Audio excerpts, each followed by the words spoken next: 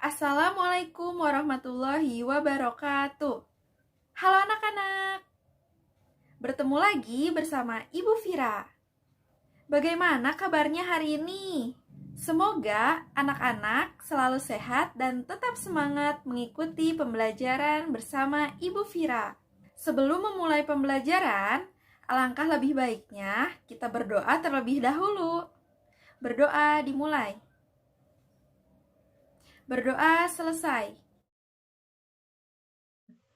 Hari ini kalian akan belajar materi tema 7, peristiwa dalam kehidupan, subtema 2, peristiwa kebangsaan seputar proklamasi kemerdekaan, pembelajaran 1 dan 2. Tujuan pembelajaran hari ini, yang pertama, mengetahui peristiwa pembacaan teks proklamasi kemerdekaan, yang kedua, mengidentifikasi peristiwa-peristiwa penting seputar pembacaan teks proklamasi kemerdekaan. Yang ketiga, memahami kalor dapat menyebabkan perubahan wujud benda. Yang keempat, siswa dapat mempraktikkan gerak tari dengan pola lantai yang benar. Terbentuknya Negara Kesatuan Republik Indonesia tidak hanya cukup dengan pembacaan naskah proklamasi kemerdekaan pada tanggal 17 Agustus 1945. Namun, terbentuknya Negara Kesatuan Republik Indonesia melalui berbagai tahapan dan peristiwa. Proklamasi menjadi peristiwa paling bersejarah bagi bangsa Indonesia. Proklamasi menjadi tonggak sejarah berdirinya bangsa Indonesia menjadi negara yang merdeka dan berdaulat. Proklamasi menjadikan bangsa Indonesia terlepas dari penjajahan. Proklamasi juga menjadi awal bagi bangsa Indonesia untuk menentukan nasibnya sendiri. Pada akhir bulan Juli 1945, Jepang menyetujui pemberian kemerdekaan kepada Indonesia pada tanggal 7 September 1945. Akan tetapi, pada tanggal 6 dan 9 Agustus 1945, bom atom dijatuhkan sekutu di kota Hiroshima dan Nagasaki. Peristiwa itu mendorong diubahnya tanggal pemberian kemerdekaan Indonesia menjadi 24 Agustus 1945. Kemudian, pada tanggal 15 Agustus 1945, Jepang menyerah tanpa syarat kepada sekutu. Akibatnya, terjadi kekosongan kekuasaan di Indonesia. Setelah mendengar berita Jepang menyerah kepada sekutu, bangsa Indonesia mempersiapkan dirinya untuk merdeka. Perundingan-perundingan diadakan di antara para pemuda dengan tokoh-tokoh tua maupun di antara para pemuda sendiri. Walaupun demikian, antara tokoh pemuda dan golongan tua sering terjadi perbedaan pendapat. Akibatnya, terjadilah peristiwa Rengas Dengklok. Pada tanggal 16 Agustus pukul 4 waktu Indonesia Barat, Bung Hatta dan Bung Karno beserta Ibu Fatmawati dan Guntur Soekarno Putra dibawa pemuda ke Rengas Dengklok agar tidak terpengaruh oleh Jepang. Tujuannya mendesak golongan tua untuk segera memproklamirkan kemerdekaan Indonesia. Setelah melalui perdebatan dan ditengahi oleh Ahmad Subarjo, menjelang malam hari, kedua tokoh Bung Hatta dan Bung Karno akhirnya kembali ke Jakarta. Mereka akan merumuskan teks proklamasi kemerdekaan Indonesia. Perumusan sampai dengan penandatanganan teks proklamasi kemerdekaan baru selesai pada pukul 4 waktu Indonesia Barat dini hari pada tanggal 17 Agustus 1945. Pada saat itu juga disepakati bahwa teks proklamasi akan dibacakan di halaman rumah Insinyur Soekarno di Jalan Pegangsaan Timur nomor 56 Jakarta pada pukul 10 waktu Indonesia Barat. Sejak pagi telah dilakukan persiapan di rumah Insinyur Soekarno untuk menyambut proklamasi kemerdekaan Indonesia. Para tokoh Indonesia menjelang pukul 10.30 waktu Jawa zaman Jepang atau pukul 10 waktu Indonesia Barat telah berdatangan ke rumah Insinyur Soekarno. Mereka hadir untuk menjadi saksi pembacaan teks proklamasi kemerdekaan Indonesia.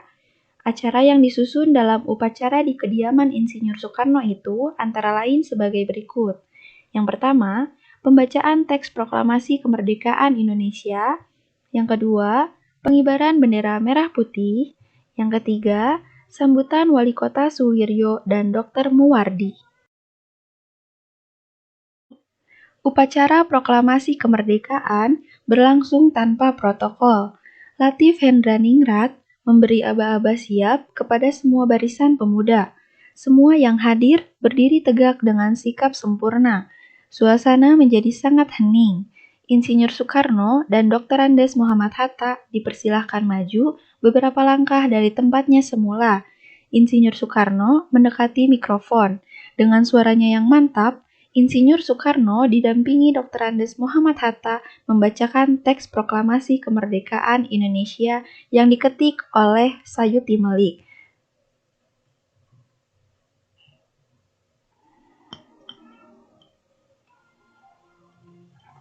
Proklamasi. Kami, bangsa Indonesia, dengan ini menyatakan kemerdekaan Indonesia. Hal-hal yang mengenai pemindahan kekuasaan dan lain-lain diselenggarakan dengan cara saksama dan dalam tempo yang sesingkat-singkatnya. Jakarta, 17 Agustus 1945, atas nama bangsa Indonesia, Soekarno Hatta.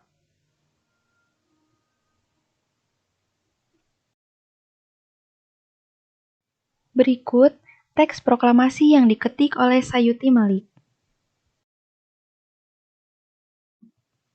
Sesaat setelah pembacaan proklamasi kemerdekaan, dilanjutkan upacara pengibaran bendera merah putih. Bendera merah putih dijahit oleh Ibu Fatmawati Soekarno. Suhud mengibarkannya dengan bantuan Sodanco Latif Hendraningrat. Peristiwa pembacaan teks proklamasi pada tanggal 17 Agustus 1945 merupakan tonggak sejarah yang menjadikan bangsa Indonesia merdeka dan berdaulat. Seluruh rakyat Indonesia pun menyambut dengan penuh kegembiraan. Ayo tularkan semangat kemerdekaan dengan menyanyikan lagu berikut. Indonesia Jaya!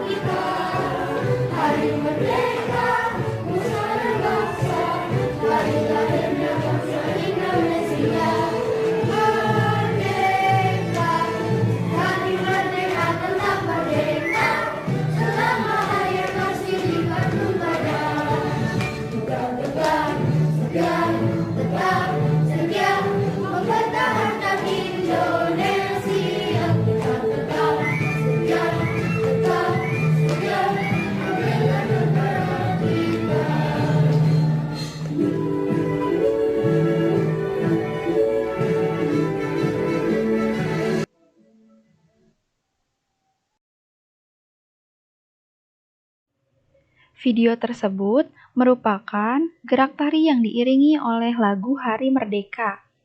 Gerak tari adalah serangkaian gerakan indah dari dalam tubuh manusia. Selain musik atau iringan tarinya, keindahan gerak tari juga dapat dilihat dari pola lantai saat penari memperagakan gerak tari. Tahukah kamu apa yang dimaksud dengan pola lantai? Pola lantai adalah garis-garis di lantai yang dilalui oleh penari dari perpindahan tempat satu ke tempat lainnya pada saat melakukan gerak tari. Menurut jenisnya, ada 3 bentuk karya tari yang perlu kamu ketahui sebelum kita lebih lanjut membahas tentang pola lantai. Bentuk karya tari. Ada tari tunggal, tari kelompok, tari berpasangan. Contoh dari tari tunggal adalah tari jaipong. Contoh dari tari kelompok adalah tari saman. Contoh dari tari berpasangan adalah tari serampang.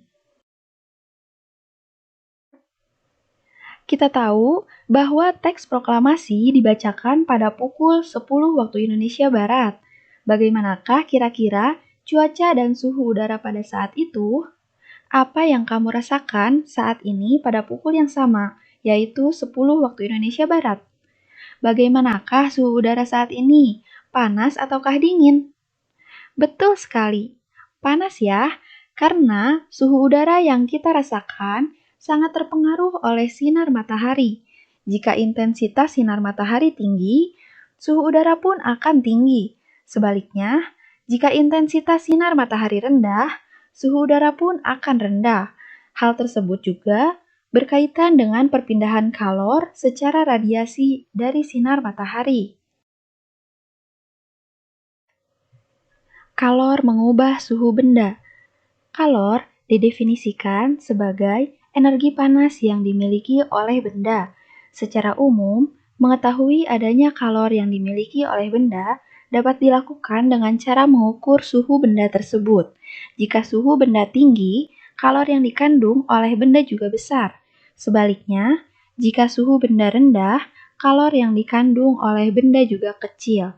Contoh bahwa kalor dapat mengubah suhu benda, yaitu air panas memiliki suhu tinggi, air dingin memiliki suhu rendah. Apabila kedua air dicampur, campuran itu akan menghasilkan suhu baru. Suhu rendah akan meningkat karena menerima panas yang bersuhu tinggi, sehingga air menjadi hangat. Sekarang, coba kalian perhatikan percobaan kalor mengubah suhu benda berikut ini.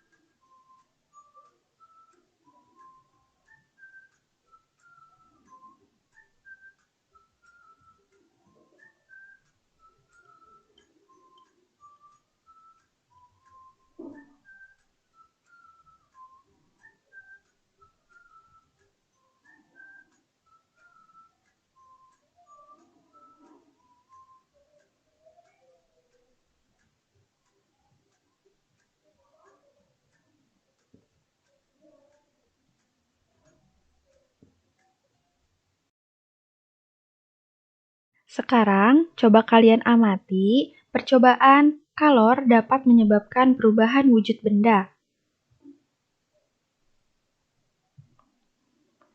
Lilin yang meleleh saat dipanaskan. Mentega meleleh saat dipanaskan. Logam mencair saat dipanaskan dengan suhu tinggi.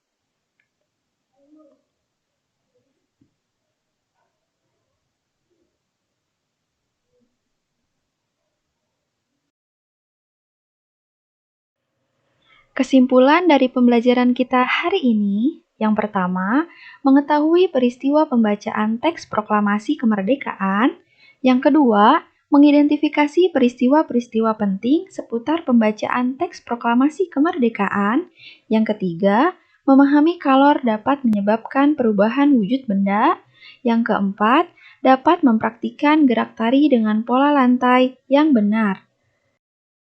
Sekian untuk pembelajaran hari ini. Semoga bermanfaat. Sampai jumpa pada video pembelajaran berikutnya.